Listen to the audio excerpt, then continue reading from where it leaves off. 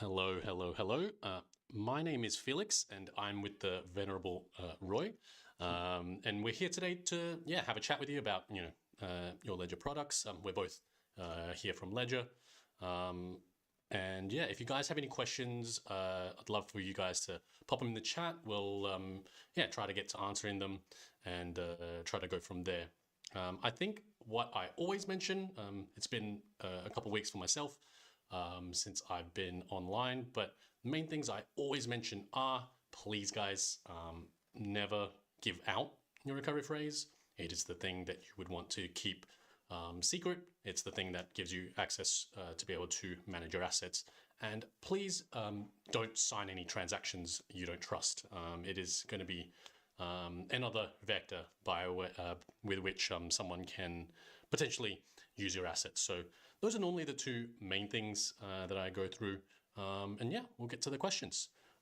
First up, I just say hello, Cyberclowns. Love the name. Yeah. But next, we had Leonardo. You mentioned good afternoon. I have a question about ERC20 tokens. In order to buy them, do I have to create a second Ethereum account, or do I have to go in the first Ethereum account, or where I already have some ETH? So you can, but generally speaking, you would be using the same Ethereum account that you'd be using originally. Let's say you're in Ledger Live. You might see the option to add another, let's say, for example, USDT ERC20 account, for example. But you can continue to use the same Ethereum account that you always have. I think the main thing that I would mention with regards to that is that if you do have, you can actually just send the ERC20 tokens to a separate account with 0 ETH. But if you do want to send the assets out, then you'll need to put some ETH in that account to then pay for transaction fees. That's probably the main thing that I'd be thinking of. Is there anything else that you might be? Yeah, I mean, it's a good question, actually. So exactly like Felix said, you don't have to. As a matter of fact, you're going to need some Ethereum anyway to pay for the transaction fees of your ERC20 tokens. Now, what you could consider is having separate accounts. For example, you might have one account that you particularly want to use to just keep the majority of your Ethereum. Perhaps you want to have a separate account for also ERC20 tokens. That also will prevent you, for example, if you signed something that you shouldn't have on one account, well, the other account will not be impacted by that.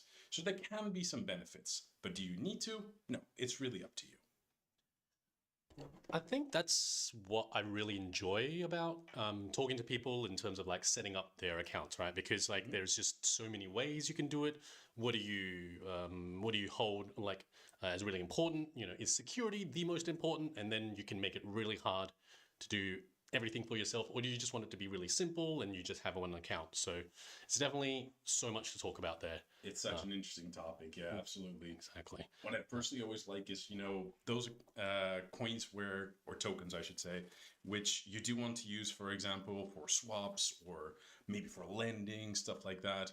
Try to make sure that that's where a minority of your assets are, just to make sure that, if something somehow is compromised regarding the smart contract, the main part of your crypto would not be affected by that. But then again, really up to you. All right. Next is Loves H21. I'm not sure what that is, but hello. Love the name as well. Cyberclowns. You've mentioned that you recently bought a Ledger card, but you received very little information regarding the delivery time, delivery date. In addition to the application was very difficult.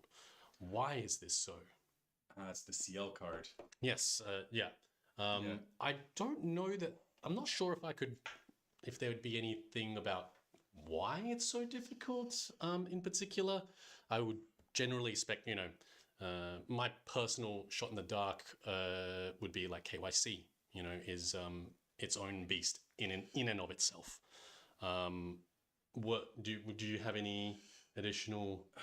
Not so much. I guess a common misconception is CL people usually think that the L stands for ledger. It actually stands for crypto life, and you can absolutely top it up via Ledger Live. But do keep in mind that there is another company called Banks that actually will be running that service. So it might actually be better to ask them that question. They might have more insight. One thing I'd mention as well, we definitely do have their email on our help center. Should be able to type CL card, and you'll be able to find that. You can definitely liaise with them about any like really more in-depth questions as well. I totally get it. Yeah, it's definitely nice once you have it going, then you have like a card that you can use with the assets. So, but I mean, always feel free if you have any questions. We can always try to answer them as best we can through our either live chat or through email. One thing I forgot to mention actually, if you want to get a hold of us, support.ledger.com, and should be a purple button on the bottom right hand side if you want to double check with us. Otherwise, you can just use the help center, search up the top, and it should be you'll be able to find the email as well, Cyberclowns. So all good from there. Yep. Yeah, let's keep going. Jimmy Jones, you mentioned since my first purchase of crypto through Ledger Live, you've received 11 NFTs.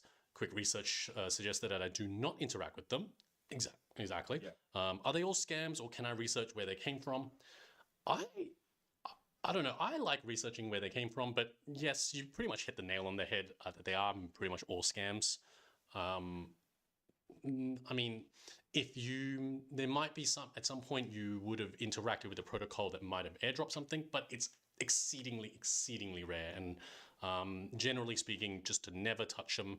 And I think what I think is most important to mention is that when I mention interacting with them or touching them, it's about trying to send them, trying to burn them, trying to sell them on OpenSea. Those are the things that might trigger the code that's in the NFT itself to try and potentially like approve assets that you don't want to, something like that. Yep, exactly. And Jamie, something that I, by the way, really want to commend you on is quick research.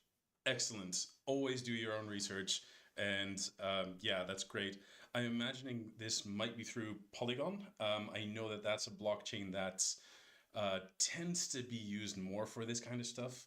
But exactly as Felix just mentioned as well, just make sure to not interact with it on a blockchain level. For example, if you're in Ledger Live and you just don't want to see that NFT, totally reasonable. You can right click on it and just click on hide. That is not an interaction on the blockchain. You're not signing any kind of transaction. So in that case, all good, and you don't have to see it again. If you want to research where it came from, could be very interesting, entirely up to you.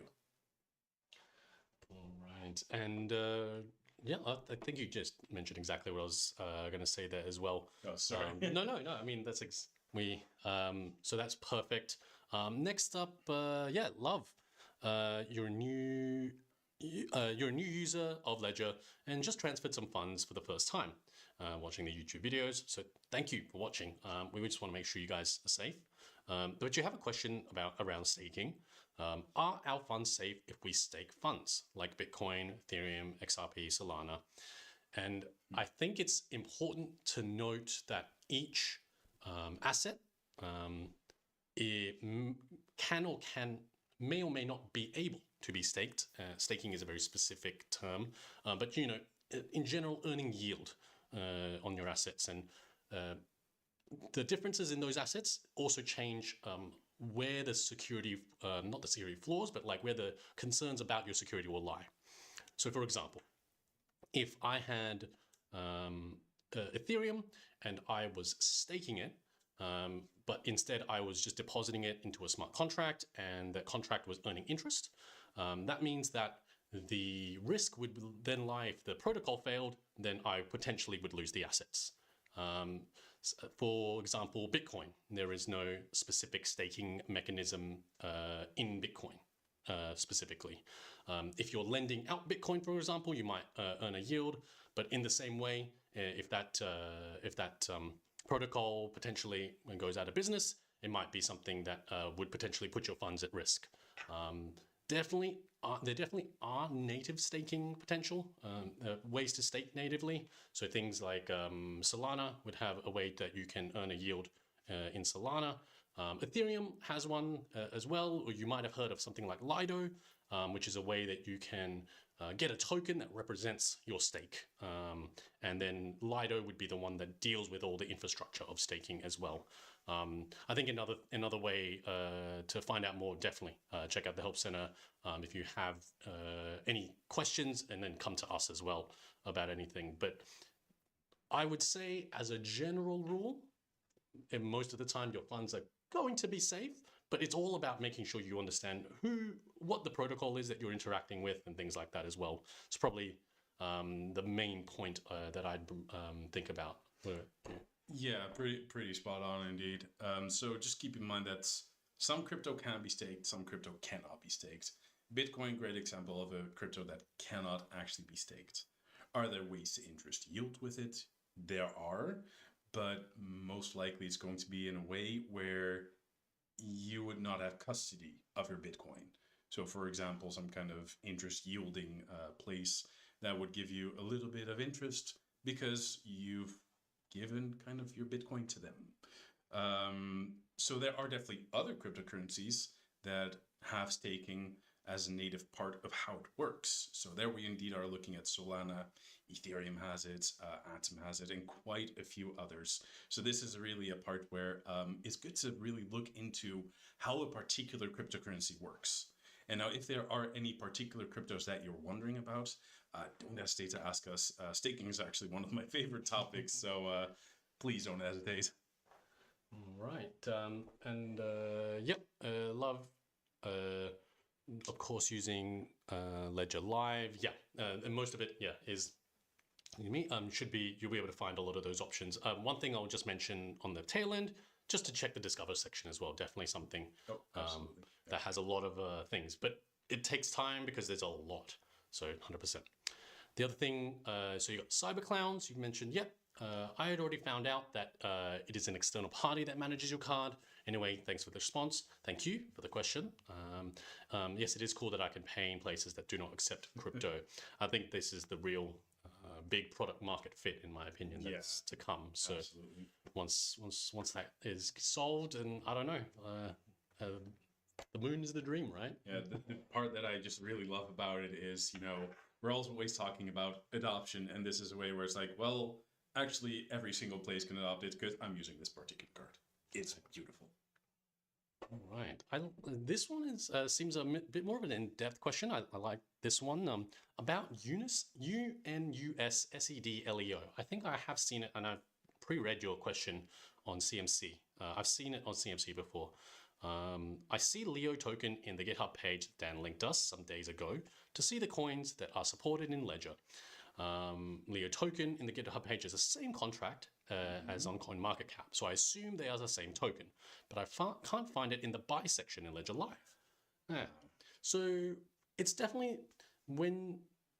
Okay, so the asset list, sorry, I just to put it all together, but the asset list that you have in Ledger Live is the things that you'll definitely be able to see.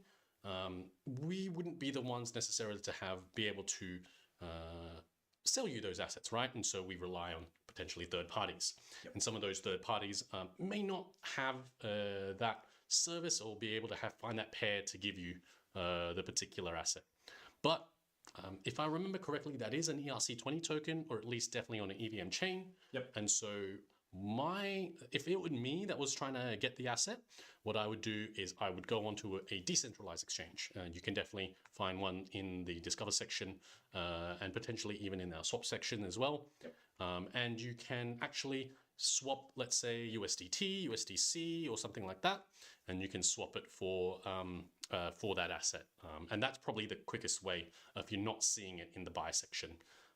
It's a little bit more roundabout, but I think when I first discovered like being able to swap through Uniswap or 1inch or Paraswap and things like that, it just opened up this whole, like, you can swap for anything, and you definitely have to be careful.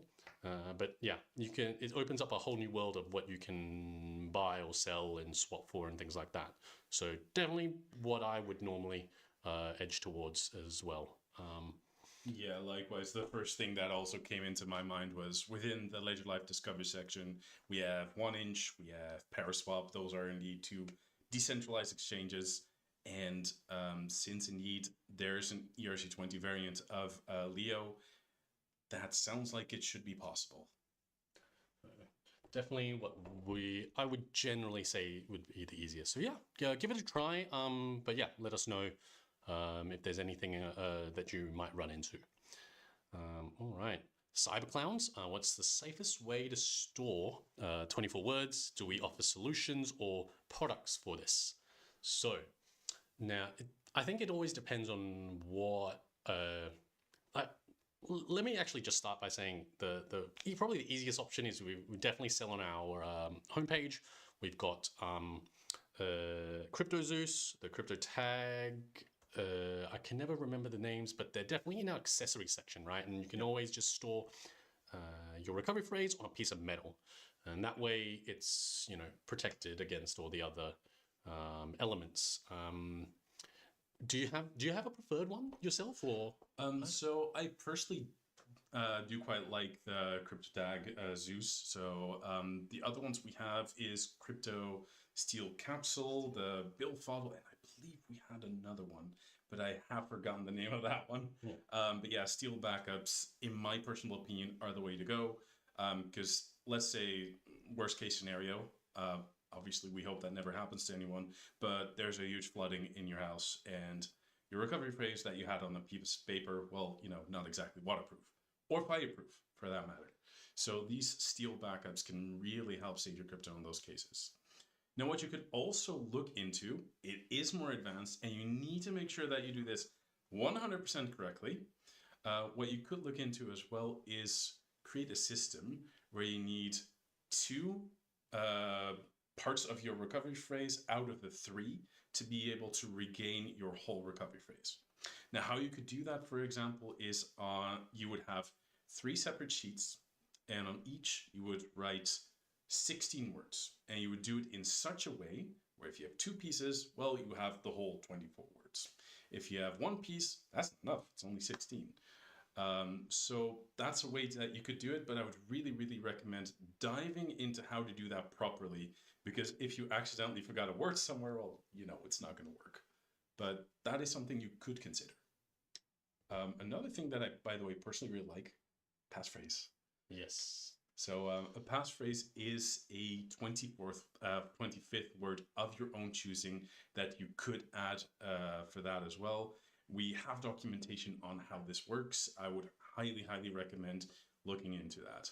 Definitely, definitely worth your time. I actually never considered using those 3. Yeah, I personally don't either, to be honest. But I know that it's an option if you like. Exactly. But yeah, there's a bunch of ways as well, I think.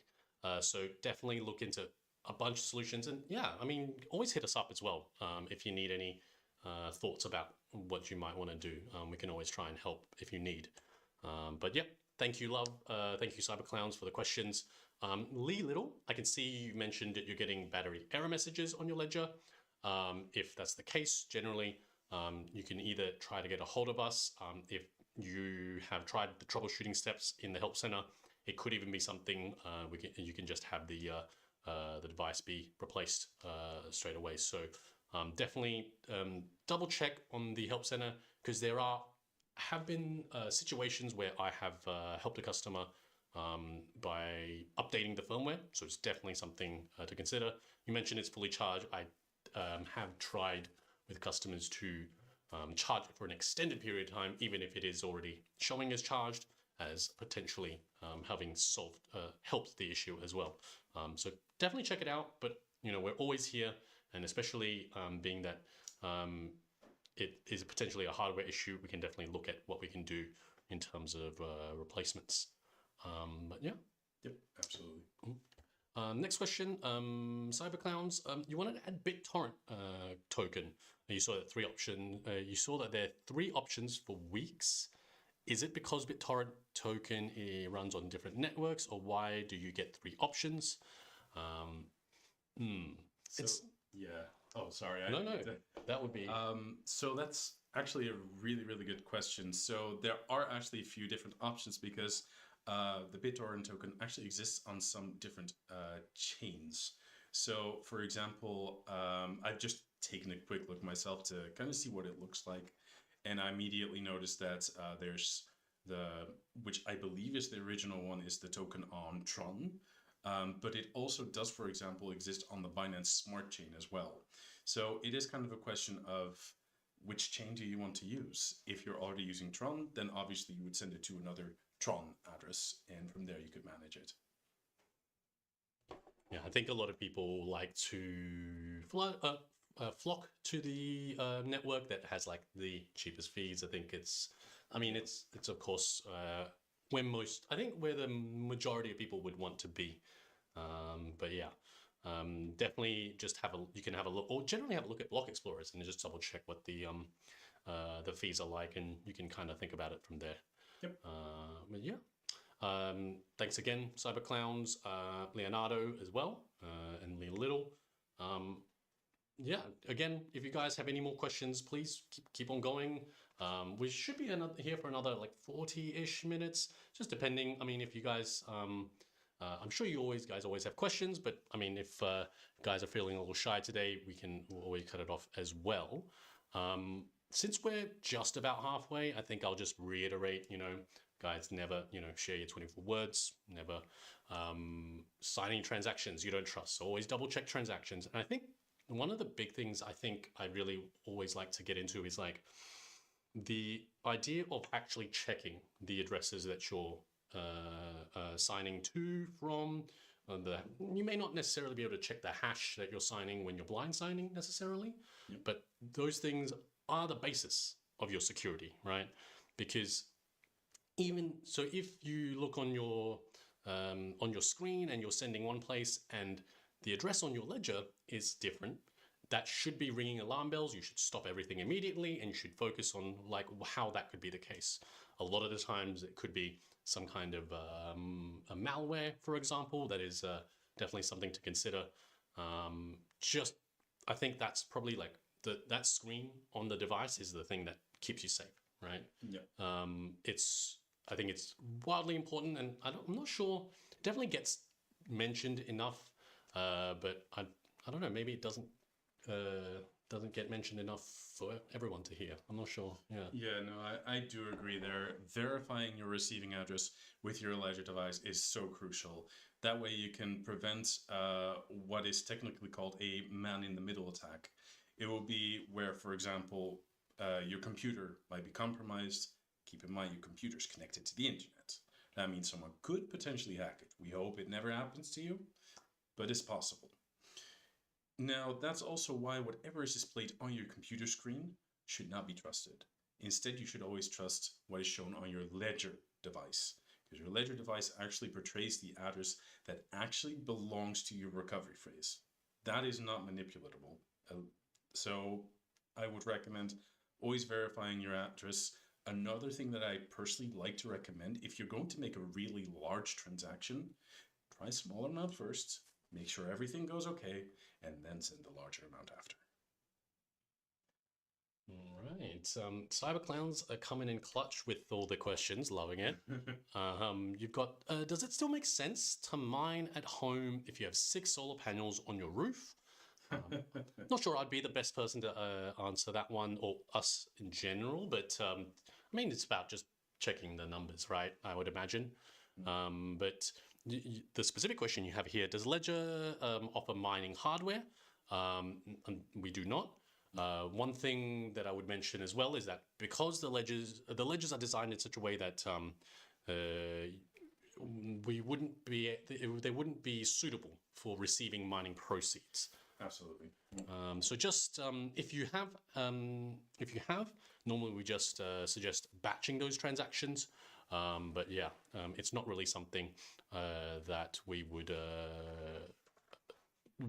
suggest using the Ledger for. Just send them in one, like a big bundle, not a big bundle, but a big enough bundle that you send them maybe like once every week or something similar, and experiment with that.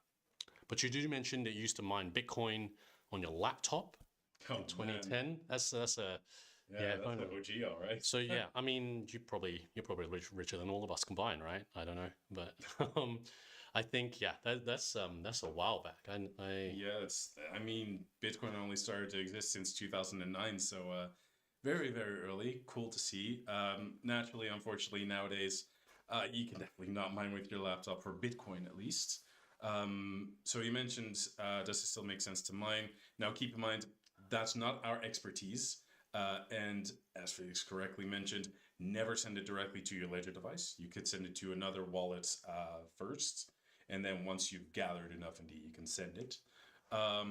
What you could consider is perhaps different blockchains where it's not going to consume as much energy, where you need a warehouse full of equipment. So maybe that might be interesting to look into, but keep in mind, this really isn't, at least my personal expertise. I've never mined personally. I think there are definitely. I think internally we mentioned some chains or some protocols. I think one of our colleagues mentioned Mina. Not that I know anything specific about it, but that it was able to be used on very low power machines. Yeah, not something that I actually know much about, but just trying to share, everything that I hear through the grapevine, I guess. I seem to vaguely remember Ethereum Classic, Hmm. but I really couldn't tell you.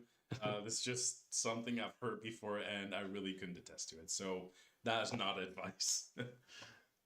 All right. Lee Little was asking to help walk you through how to quickly see the wallet address on your Ledger device.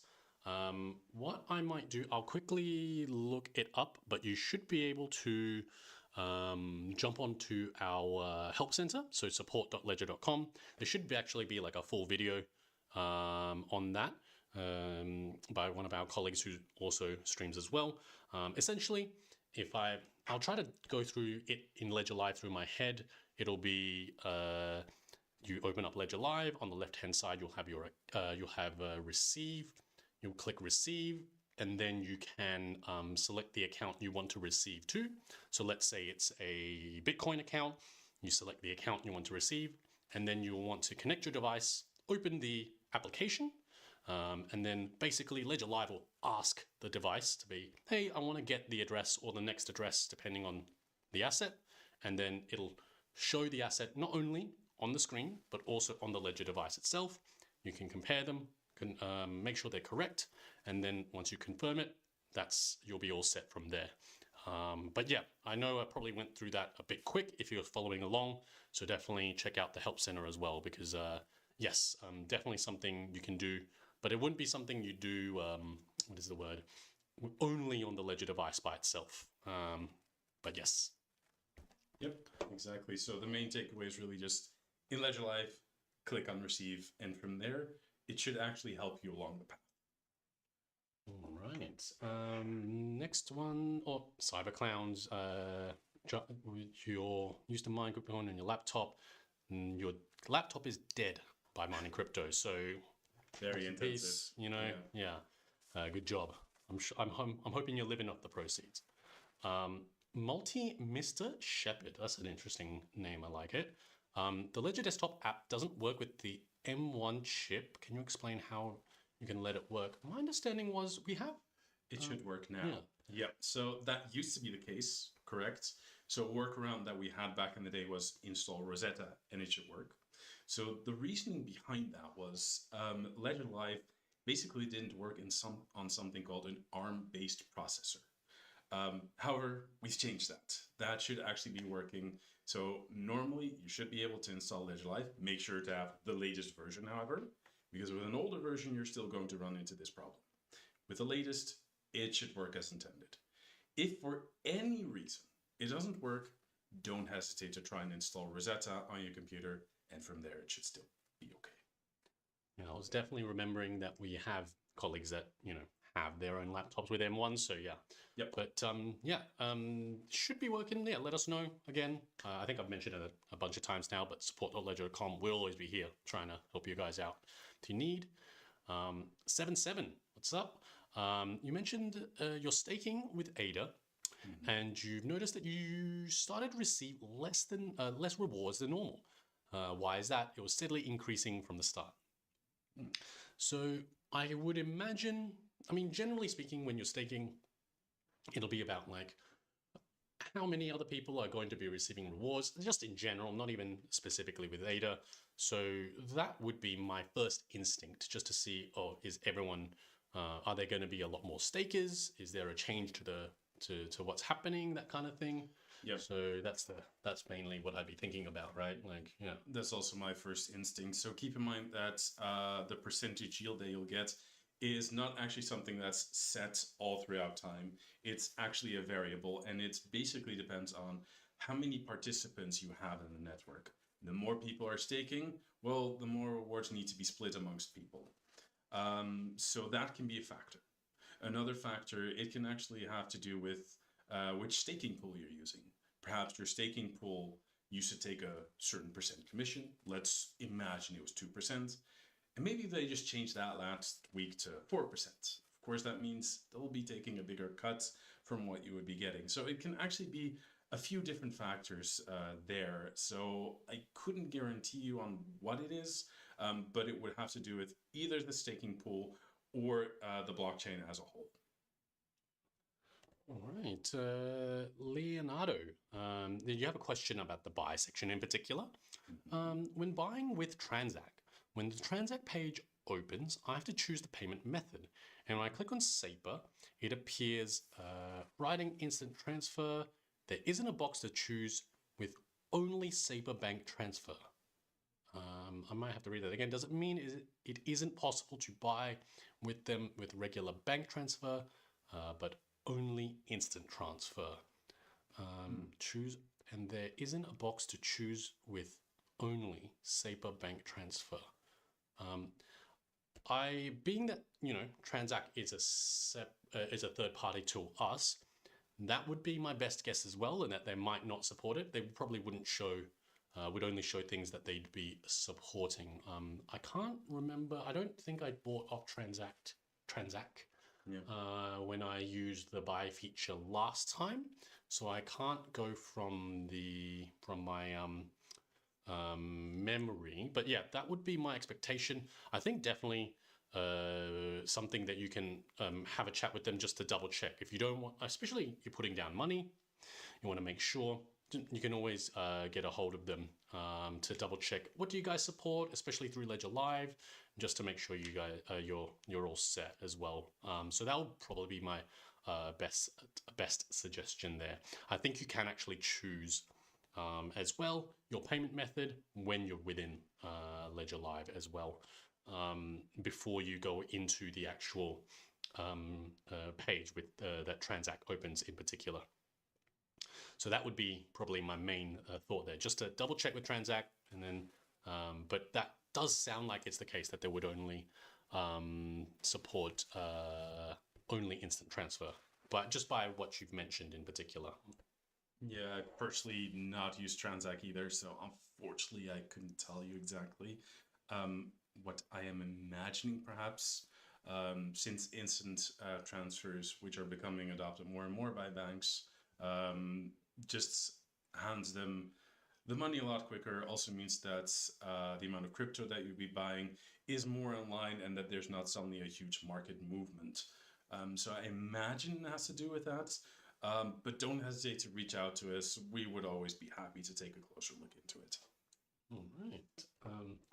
All right. I will, Ramat Muramatella, yeah, I'll make sure to try and be a little closer so that we can be louder for you guys. No worries at all. Cyberclowns, you mentioned, 7.7. Your HBAR staking has increased every time.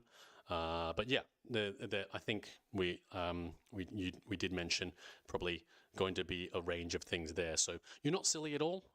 Thanks for the question. I recognize your 7.7, so no worries at all. But yeah, it is kind of, at least as long as you're not losing balance, then I think you're kind of you're kind of not, shouldn't be too worried, right? Yeah. But next one was we got here. Where was I up to? Yes, Cyberclowns. How long does the old Ledger hardware last? If you store them for a long time, how long will you continue to support legacy wallets? So I think the main thing would be, anecdotally, like I've had it for years. I haven't, and I think more so is like even using it day to day, and I haven't seen any degradation in performance or anything like that. I think one of the big things for me would be just making sure you have the recovery phrase. It is the basis of everything, and there's nothing that's going to last forever. Unfortunately, I know a lot of people use these wallets for only cold storage, but the cold storage part is the recovery phrase, in my opinion, and the ledger device is used to sign transactions. So, for me, it's lasted years and years, but I think everyone can be different because you might live closer to the sea, more corrosion, you might be a little rough with it, this and that. So yeah. Yeah, and just to add on to that, so I personally have my Ledger device, for example, for 5 years. It's the Ledger Nano S, and it still works perfectly. Actually, the screen, for example, is as bright as ever. It really has to do a lot with usage as well. If you're using it every single day, of course, it's going to be degrading quicker versus once a year. That said, there is also kind of a question I had since you mentioned already being in the space since 2010. Did you mean the Ledger Nano S or even, unbeknownst to a lot of people, the old Ledger Nano or HW1 that don't have a screen yet? Should you be meaning those? Those are currently actually not supported, but you should have still received a recovery phrase with those. And that you should still be able to use. That's still the standard that is being used today. Right. Next up, we have again Mr. Shepherd. Thank you for answering. Again, thank you for the question. And you did update to the last version, but I need to uninstall it and do a new clean install. I definitely find sometimes that that definitely can help. Yep. Because it still doesn't work. What is the name of the software? Rosetta. That would be with an O. And yeah, just definitely make sure to do it from our website. I know it sounds like a simple thing, but yeah, check that it's coming from ledger.com. The other thing I don't know that I always mention is like ad blocker is probably a really good thing in this regard, because there are a lot of the times when I'm on, let's say Google, DuckDuckGo, whatever it might be, the top results can be fraudulent or scams, for example. So anything, and again, I'll say it again, anything that asks for the 24 words is going to be a scam. So just keep an eye out for that one. But it sounds like you're already across it, but I always like to mention it for anyone that might want to know. Thanks again, Leonardo, for the question. But yeah, let us know if you have any trouble with the SAPR transfer as well as 7.7. Rohit Dutta has an interesting question. You need a cross-swapping tool that converts USDT to USDT on Tron. So ETH or even other networks. And is this option available through Ledger? And I'm assuming you mean Ledger Live. And you know what? I'm going to let you answer it because I can see it already. Yeah, I was actually just trying to look that one up because that is super interesting. So the type of tool that we will be looking for in that case is some form of a bridge. Now we do have two options in Ledger Live to actually swap across chains. So we have ThorSwap and we have Squid. Now I took a look at both of them, and unfortunately there's no option for a USDT on Tron there. However, what you can absolutely do is try to use your Ledger device with a form of third-party wallet. For example, you might be able to use it with MetaMask, and I know that for Tron there's something similar called Tron Link, and with that it might be possible, but here unfortunately I would have to recommend doing some research to see if there's a decentralized way of doing it. If not, you could always look at perhaps a centralized exchange where you might deposit your USDT on Ethereum, and then after that being able to withdraw it via the Tron blockchain. I hope that answers your question. I think with these kinds of steps, because I'm sure we get a lot of these questions like a lot of the time between networks, and it can be quite sometimes it can be quite overwhelming. So yeah, I think we mentioned before small transfers initially as well. Even if it costs you like $1 or $2, just making sure that you see it there gives you that confidence, right, to continue to the next step. Um, I was trying to think of any decentralized options, but not any fully decentralized ones. I don't know if DoorSwap has an option for Tron in particular, but it does have for a lot of networks. But probably the easiest bet, honestly, I think is always going to be, as much as we don't probably, it doesn't fit with our point of view, is centralized exchange, right? Like it's the easiest one, but we always I think internally prefer to do decentralized options. It's kind of what we love. Yeah. Not your keys, not your crypto. That's exactly it. They have their space in them, and yeah, we shall see. All right, so it looks like we're having some issues with the playback. Just gonna make sure we're still up to date.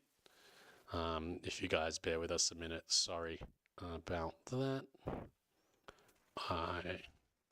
If you guys want to just drop in chat if you actually are still hearing us, otherwise we will continue on. Sorry about that, guys. But yeah, if I'm just talking into the ether, it might just be that. But yeah, please, if you guys keep popping your questions, we'll try to get to answering them. We do have, a couple of minutes to go as well, probably about 10-ish, 15-ish minutes. So we'll try to get to answering them as best we can, if that's the case. Oh, looks like it might have been a browser issue, so it might have freaked ourselves out for nothing. We'll wait for that to come up. Perfect. Yeah, sorry for breaking the flow. Rohit, you had the next question. Thanks, 77. Love it. Amazing. Does Ledger Live have spam contract tool to stop malicious smart contracts? Now, I really want to answer this question, and I think I have a habit of rambling, so I will try to keep it minimal. But the malicious smart contracts wouldn't be something that we could necessarily stop from being sent to you, right? So things like malicious NFTs, for example, we wouldn't be able to necessarily stop that from being sent. So in that way, when you mention about spam control, isn't necessarily something that is possible to do, at least with technology that I know of as of yet. But I think we mentioned it before. The way that we'd be doing it is to hide the NFT within Ledger Live so that you're not actually trying to sign transactions by interacting with it on chain.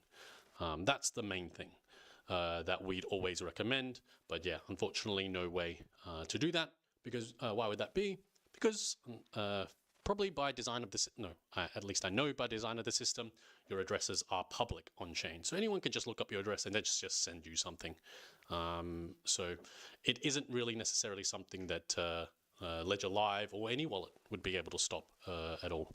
But yeah, maybe, no, not even, I was thinking maybe like account abstraction if we get really deep about it, but maybe not even that when I think about it. I don't see that stopping it, because ultimately no one's going to be able to be stopped from sending crypto to you. That's just the permissionless nature of blockchain. Now, there are some blockchains that do require you to sign an opt-in to be able to receive a token. But that's, for example, not the case on Ethereum, not the case on Polygon. That's only particular blockchains, such as, for example, Algorand.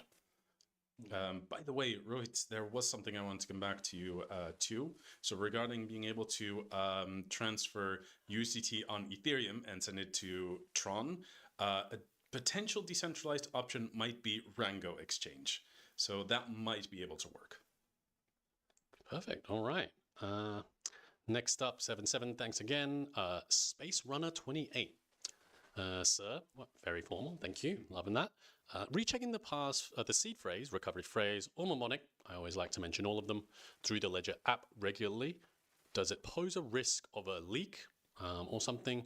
I feel a lot of tension while rechecking my seed phrase as I remembered half of it. So if you check it through the Ledger Recover app and you're adding it into the Ledger device itself, as opposed to, putting it into, Ledger Live, never do that, by the way. But if you're doing it directly into the Ledger device, then there is no risk that it will go anywhere. That's exactly the reason that it's only on the application, and that's also the only reason that you won't actually see the recovery phrase. You input it, and then it will confirm or deny whether the device that you've set it up with, the recovery phrase that you set up the device with, is the correct one that you just input. So yeah, no risk as long as you're using that application. I think the only tension might be like people around you or something. Yeah. So exactly. Just first off, and that is something that Felix already mentioned, but we cannot stress it enough. Never, ever, ever enter it on your computer in any shape or form. So if Ledger Live is asking you for your seed phrase or recovery phrase, that is not Ledger Live. That is a fake application. So the Recovery Check app on your Ledger device, that can absolutely be used. Now, if you really want to go the extra mile, you can actually power your Ledger Nano S or Ledger Nano S Plus just via a wall socket rather than connecting it to your computer. To be honest, it's totally fine to use it with a computer, but if you really want to go the extra mile, that is something that you can look into. Same thing with the Ledger Nano X. You could disable the Bluetooth if it makes you feel more comfortable, because that way there is literally no way that it can transport any kind of data in the first place. But the recovery app, I've personally used it, big fan, and it is fine to use. But yeah, just keep them in mind on your Ledger device, not in Ledger Live or on your computer or smartphone. Right. Cyberclowns, you've mentioned, how can I sell your products locally? So how do I buy it if I want to start a point of sale in my region where I live? There's definitely reselling options on our website. So that'll be the thing that I personally would check. Bulk buy options is a potential thing as well. So yeah, definitely check out the website and you can have a look from there as well. I know that you mentioned where you're from, so I would, Cyberclown, so I would recommend that you check local laws and regulations too. But, I'm not a lawyer as well. 7-7, rechecking the seed phrase monthly. That's pretty hardcore. Like, Yeah. I don't know that I've even looked at mine for a while, which is probably bad form, but I hope that that's cool. That's like taking security like to the next level. Yeah, to be fair, I think I probably personally done it like a year or two ago. It's not something I do very frequently, but it does make sure that you still have the correct one. So definitely a good practice. Just make sure that there can be no one looking over your shoulder. That's always something to consider. But yeah, I mean, at some point you might actually remember your recovery phase in that case. Yeah. Right. Next up, Rohit. Can I change my receiving wallet address? Like, for example, your ETH address. That is not something that you can necessarily change. So I might go on one of my patented rants again, but when you have your recovery phrase, you derive, your Ethereum address deterministically, and you get, let's say, address 1. Because you have a recovery phrase A, for example, from that path you will always get address 1. If you want another address, I kind of just ruined it there. You just get a new address, and you will just add another account in Ledger Live, essentially, add another Ethereum account, and you'll get address number 2, for example. And you can add generally as many as you'd like. Within Ledger Live specifically, it will just be because you'll need to make sure to have a transaction at that address as well. So just something to consider. You can just add the new account into Ledger Live, and then you'll create a new address from there as well. So just so you know. Yeah, and actually, I saw you had a great follow-up there as well, Rohit, which was with Bitcoin. You do see your address changing. So that's because they actually use a different system. So technically, what Bitcoin uses is called the U2XO system, where you do indeed have an extended public key. That's a fancy term, but it basically comes down to every time you received crypto on your previous address, you will start getting a new one. They all still fall under the same master key, and that's why you can still manage it directly, so no problem. Ethereum doesn't use this. Ethereum uses instead a static address. So that's where that difference comes from. Yeah, it's definitely something people might be concerned about. I think we have a lot of help center articles, and I'm always going to plug it because a lot of our guys spend a lot of time writing it. So definitely check it out as well. But yeah, definitely cool to keep in mind. Next up, Leonardo. Do you know if in Europe you need a particular credit card to buy crypto with it, or any Visa, MasterCard is okay? If I choose Visa or MasterCard as the payment option, of course. I can only speak for like my anecdotal experience, and I've only had trouble for myself with particular vendors as opposed to the card. Mostly my card has been fine for me personally, but I think I know of some banking entities, potentially, I'm not sure in Europe, but just in the world, that definitely have blocked payments. So I think it's just about testing it personally, right? Like, yeah, pretty much. And yeah, it kind of depends on the bank. Personally, I can attest that credit card can work in Europe. So should be fine. Indeed, the bank could potentially play a role here, but it should work. Definitely, I wish it was definitely a bit cheaper. And in considering that, actually, something that you might have gotten a notification if you guys have Ledger Live on your phone would be Happy Buy Day, which would be a day that, you know, when you go into Ledger Live, if you want to buy, they're gonna waive the fees as well. So definitely check it out. I actually use it a lot personally because I've been trying to get a little increase the stack a little bit. But yeah, definitely check it out in Ledger Live. You can have a look at the amount that you're going to get based on the amount you're going to purchase and stuff like that, so you have a better idea. So definitely have a look at that within Ledger Live. Just always going to shout ourselves out. I don't know, we're a little biased here, so you know what I mean. Yeah, but to be fair, I mean, no fees, pretty big. Like I haven't seen other platforms do that a lot, so yeah. Yeah, definitely worth looking at. Rohit, if the US government, or that matter, any government forces ask for user data for all users, will Ledger give it away? We are in crypto for freedom. I think it. Yeah, I think that's exactly what we are here for as well.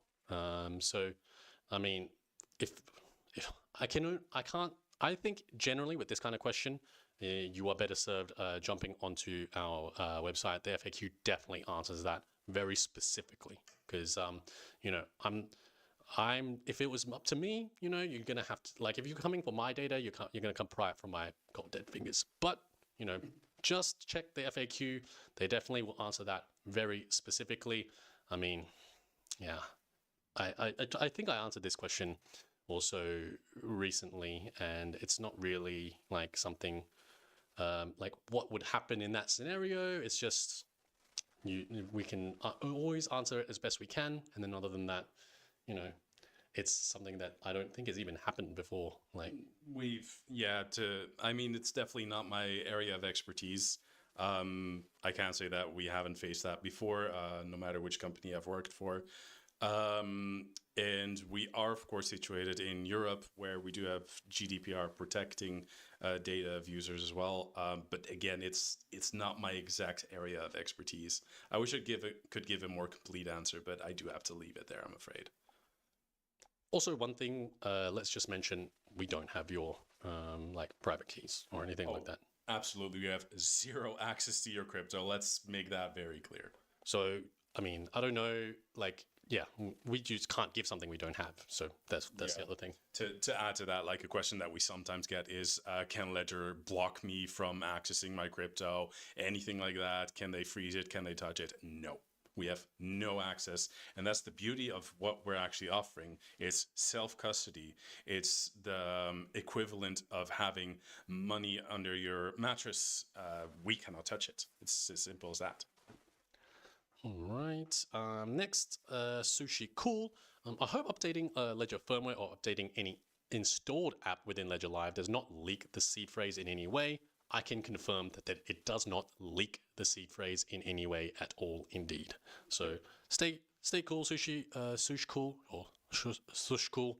That is 100% correct. Space Runner, sir, out of 24 word recovery phrase. If I remember 6 and remaining 18 wrote somewhere or stored online, any scammer found the 18 words. Is it possible to recover whole 24 words through any software? While unlikely, it is not a position that I would want to be in myself whatsoever. So I would say generally no, but I wouldn't trust myself like anything. Like I would consider that basically compromised at that stage. Yeah, so I can't exactly explain the tech behind it.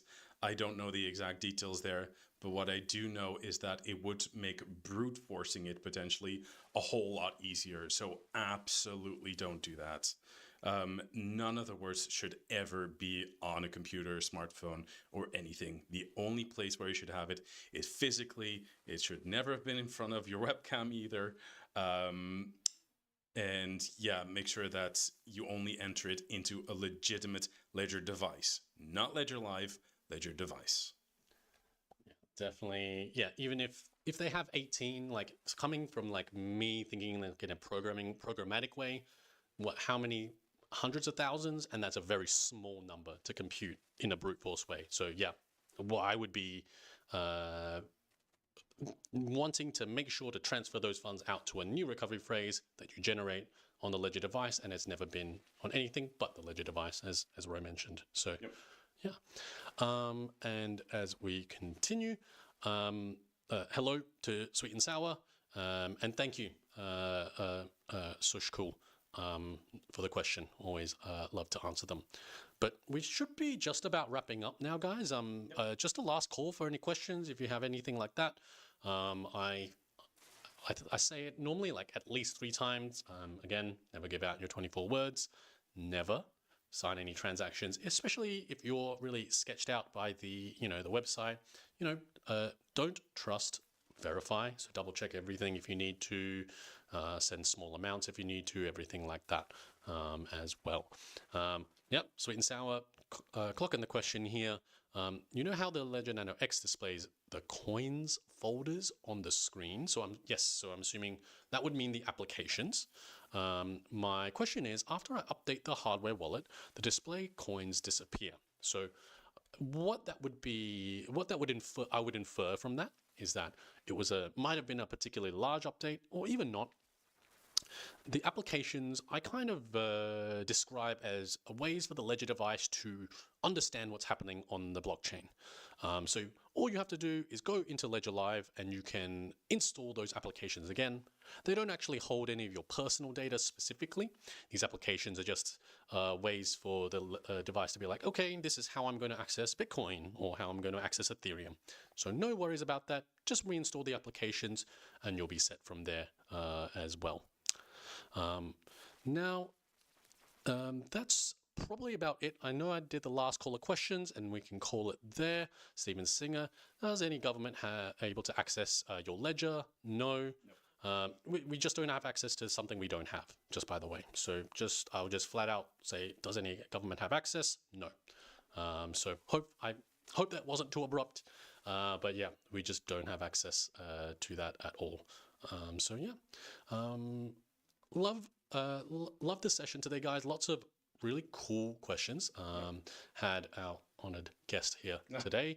And yeah, we do have sessions, all throughout the week as well. So check us out every day, either US time zone or we got the EU time zone as well. Twitter is normally on Wednesdays, and I think Friday. I feel like I remember there was. I think it was Twitter, if I remember correctly. But I'll definitely check it on our help center. We have the schedule there, yeah. Exactly right. So I can't remember everything right off the top. But yeah, stay safe in the markets out there, guys. Please do not share your 24 words again. I know I said it 1,000 times, but yeah. Can't be said often enough. Exactly. Cool. Have a good rest of the week. See you. Thank you, everyone. Bye.